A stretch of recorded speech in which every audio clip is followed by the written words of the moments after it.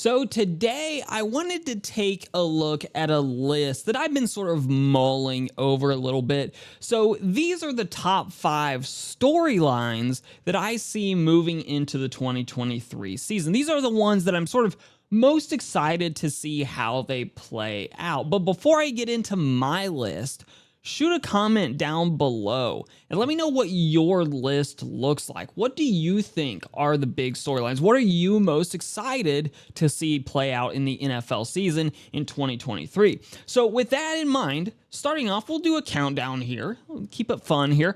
Number 5 on my list is the Dallas Cowboys and how their whole season is gonna go, because there's a lot of things happening with the Cowboys that's just sort of interesting. So first and foremost, they got rid of their OC. Kellen Moore is off to Los Angeles to be with the Chargers. So now you have Mike McCarthy is going to run the offense in a very different way. It looks like the Cowboys are going to focus on what I perceive to be an outdated way of running an offense. They're going to work more with running the ball and setting up the pass through the running game. It's sort of an old school approach to offense. So it'll be interesting to see how that plays out.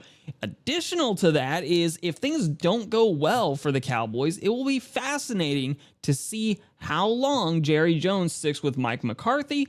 Is Dak Prescott going to be thrown under the bus as well if the team misses the playoffs? There's just a lot of what ifs with the Dallas Cowboys. So they're my 5 story in this sort of countdown here. Number 4, this is a bit of a homer pick. This is the Jacksonville Jaguars and their season. So last season, their arc was really interesting. They started out strong, 2-1. They looked very good in their 2 wins, and then they went on a long losing streak.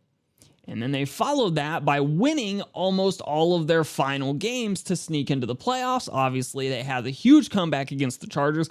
So basically with the Jacksonville Jaguars, and admittedly, a lot of this is because I'm a Jaguars fan that I'm interested, but what does the team look like in year 2 of Doug Peterson's system? How is Calvin Ridley going to mesh with the offense? Are they going to come out of the gate swinging, or are they going to struggle a little bit at the start of the year to sort of mesh and gel? What's the offensive line going to look like? Does the defense take a step forward and plug some of the holes that were apparent in the defensive unit last year? Again, there's a lot of storylines going with the Jaguars, though unlike the Cowboys, mostly positive. On to the number 3 spot, and this is one that you could call me a bit of a hater on. And the reason for that is, number 3 is the Chicago Bears, specifically Justin Fields and head coach Matt Eberflus. Eberflus is one of my candidates that I really, really think has a strong chance of not being the head coach of his current team this time next year. I think there's a very good chance the Bears struggle, and I think there's a very good chance that Eberflus loses his job as a result. And to be honest, if I were a Bears fan, I think what I would be looking for if Eberflus does not survive the season would be for Justin Fields to stick around as the starting quarterback, but to be paired with an offensive head coach. Somebody that is going to stick with him for the long term, someone that's not going to get shipped off somewhere as their new head coach, which is always the concern when you have a defensive head coach. Your OC, if they're successful, your offensive coordinator is going to go somewhere else. So if I were a Bears fan, I really think Justin Fields could be something special, but he needs to be paired with an offensive mind that's going to be there for the long term and got to be a positive influence on developing his game. I don't know that Eberflus is the right guy for the Bears. Additional to all of that, though, of course, is will Justin Fields pan out? Because this is kind of a make or break year, so that comes in for the number 3 spot for me, the Chicago Bears. Now on to the number 2 spot, and this one's interesting as well. The Patriots. Bill Belichick, Mac Jones, their ongoing sort of feud. We don't know that it's really a feud. Will Bill O'Brien be able to go back to rookie Mac Jones and bring him forward to year 3? Will he be able to get Mac Jones to produce like he was as a rookie and erase the sort of really bad taste in the mouths of all Patriots fans from last year's debacle? Will Bill Belichick survive the season, which I think is the bigger story arc here? I don't know that the Patriots have a reasonable shot of making the playoffs. And it would be really interesting to get some insight into Robert Kraft's mindset as the owner of the Patriots. Does he really expect the Patriots to be a playoff team? Because they're in arguably the toughest division in football, and they're on paper the worst team in that division. And it really isn't that close. So for me, seeing whether or not Bill Belichick survives the season, that's the number 2 storyline because he is so close to becoming the most winningest head coach in NFL history. And that leads me to me, the most interesting team in all of football this year. And it is not the New York Jets. They are not on my list. I'm not actually all that interested in the Jets, though, to be fair, I do think they could be a good team. No, the team that I find the most interest in is the San Francisco 49ers. And it's because of their quarterback situation and because of how the team has shaped up over the past few years.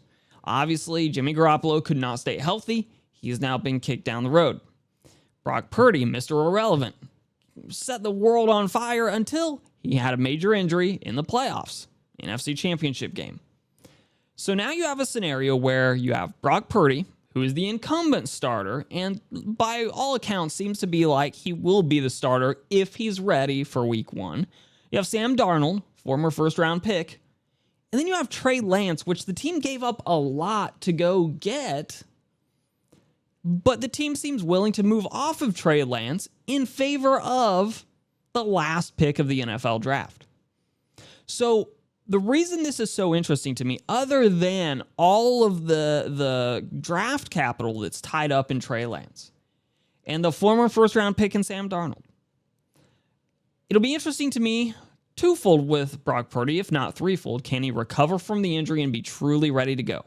If he is ready to go, does he pick up where he left off? And if he does not pick up where he left off, how long will Kyle Shanahan stick with him, or will there be a shorter leash in favor of going with a Sam Darnold or Trey Lance? And just to throw even more spice on that, is the backup Sam Darnold or is it Trey Lance? And if Trey Lance is the third string quarterback, are there packages where Trey Lance plays? Or is he strictly just the third string quarterback and meant to ride the bench or be trade bait for somebody to come in and if somebody needs a quarterback, maybe pick up Trey Lance? So the 49ers are at the most important position in football. Fascinating. And it'll be very interesting to see how that all shapes up as we get through the preseason. As we get closer to the regular season, it'll become more and more clear who's going to be the week 1 starter. Is it Brock Purdy? Is it Sam Darnold? Or is it Trey Lance? Fascinating team, the San Francisco 49ers. So those are my top 5 storylines heading into the 2023 NFL season. If you agree with them, let me know down below. And if there are other storylines that you like better than my list, let us know in those comments down there as well. Like, share, subscribe, and YouTube will send you a few more videos from the channel for you to watch. And I will see all of you in the next one.